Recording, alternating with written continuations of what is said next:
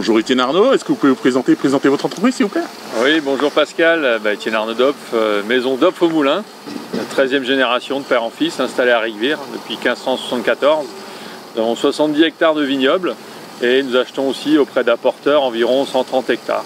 Nous traitons 200 hectares par an et tout ça pour produire un peu moins de 2 millions de bouteilles annuelles, dont la moitié en crément. J'insiste toujours parce que nous sommes quand même les pionniers du crément en Alsace. L'année dernière, on avait eu l'occasion de se voir pour les derniers jours de vendange sur le Grand Cru Sporen. Cette année, nous sommes sur un autre Grand Cru. Est-ce que vous pouvez nous en parler? Oui, alors là, nous sommes sur le terroir du Grand Cru Schönenbourg, un terroir magnifique, hein, sublimé par un terroir marneau, calcaire, avec aussi une carrière de gypse. On retrouve une veine de gypse qui passe tout le long. C'est un terroir vraiment formidable, extraordinaire sur le Riesling notamment.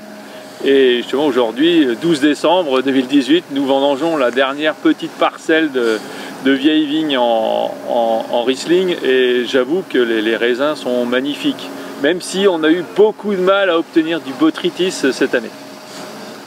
On va en parler justement de ce millésime 2018, qu'est-ce qu'il en est pour vous? Alors un millésime à nouveau hors du commun, comme un peu toutes les années maintenant, un millésime très long, démarré le 27 août avec les créments. Et on le termine donc aujourd'hui le 12 décembre.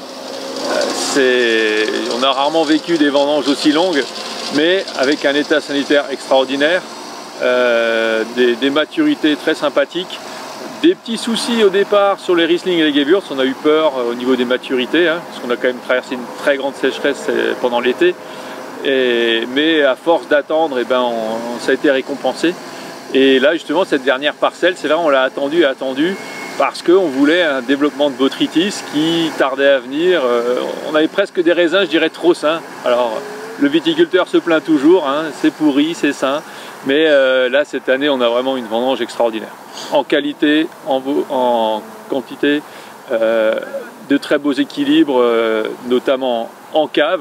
On a déjà pu déguster des vins qui ont fini leur fermentation, pas forcément leur élevage, mais on a de très très belles surprises. On a eu l'occasion de goûter avant ensemble les raisins. Oui. Malgré la fraîcheur matinale, il faut quand même reconnaître que c'est très frais, avec une très belle acidité, ce qui est très surprenant quand même. Tout à fait, oui. Ouais, c'est ça le gros avantage sur le terroir du Schönenbourg. On arrive, même en ayant des maturités assez élevées, à garder une superbe fraîcheur et des acidités assez élevées qui en font donc un terroir de vin de garde extraordinaire. La maison d'Opf est relativement connue pour être novatrice et toujours chercher à faire de nouvelles choses. Qu'est-ce qu'il en est pour ce millésime 2018? Alors là, pour le millésime 2018, on avance hein, par étapes. C'est vrai que là, depuis quelques années, on s'essaye à faire certains vins sans intrants, notamment sans sulfite. Hein. Donc on a déjà un crément chardonnay sans soufre ajouté qui est sorti depuis. On a démarré millésime 2012. Mais là, cette année, on est allé un peu plus loin en faisant notamment certaines parcelles de Riesling Grand Cru Schönenbourg en levure indigène et sans soufre ajouté. Voilà. On essaye depuis 2015, c'était des balbutiements, mais 2018 devrait être la première cuvée qui sortira dans cet esprit. Et nous avons aussi testé ça sur des parcelles de Pinot Noir.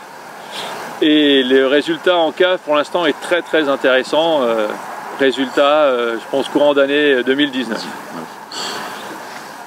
C'est un secret pour personne, on est à 15 jours de Noël. Oui. Si vous aviez un ou deux vins à nous conseiller, ça serait quoi? Et si possible en même temps, un mets qui va avec. Alors tout simplement, on est sur un grand cru. C'est vrai que les grands crus célèbrent ces moments de fête, ces moments en famille, ces moments de partage. Et c'est clair que d'Opf au Moulin, nous sommes propriétaires sur 3 grands crus, nous avons cette chance, notamment sur Rigvire avec le Grand Cru Sporen en Gewürztraminer. Qui nous étonne d'année en année, notamment avec les vignes qui deviennent de plus en plus vieilles, entre guillemets, mais ils nous étonnent de plus en plus en termes de qualité, de profondeur, d'acidité, de fraîcheur. Et ce Sporen, il va être dans des très belles rondeurs, il va pouvoir s'accorder avec beaucoup de mets, alors notamment des mets un petit peu épicés, hein, faut aimer ce style. On parlait l'autre jour aussi à la confrérie Saint-Étienne du 2014 qui se mariait très bien sur une panna cotta de foie gras. Et son coulis, ouais. Et son coulis, voilà. Et il y a des choses comme ça qui sont improbables. Il faut essayer, je pense qu'il ne faut pas avoir peur. Donc le Gewürz qui peut s'apparenter à vraiment un vin de dessert, mais peut aussi aller sur certains mets.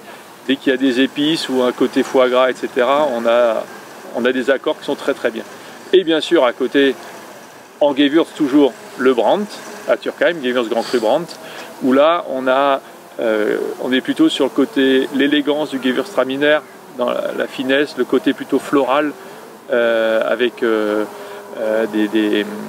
des épices, de la rose. Et là, je le marierais plutôt, lui, même sur des poissons, type un saumon fumé. On peut essayer ce genre de choses, des accords assez originaux. Ou un homard cuit avec une belle sauce, ça peut être très sympa. Et pour terminer, bien sûr, le Grand Cru Schoenenbourg où nous sommes, en Riesling ou en Pinot Gris, nous avons les deux versions. Mais en Riesling, c'est vrai que ça se marie très très bien avec tout type de poisson, qu'il soit poché, qu'il soit en sauce. C'est un régal, quoi. Ou alors, sur des huîtres, on peut aussi... mais là, c'est pour vraiment se faire très plaisir. Très plaisir, ouais. Vous êtes réputé pour vos créments. Si on devait finir un repas avec de la bulle, vous le conseilleriez avec quoi?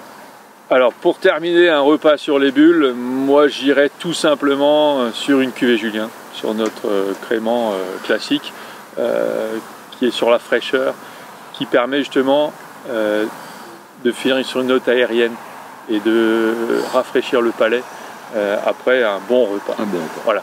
Parce que des créments comme un blanc de noir ou le chardonnay sans soufre ajouté, etc., dont on parlait avant, je les vois plutôt soit en apéritif ou sur un plat. Donc on finit sur une bulle sympathique pour finir un repas. Tout à fait, notamment un crément d'Alsace. Merci. Merci.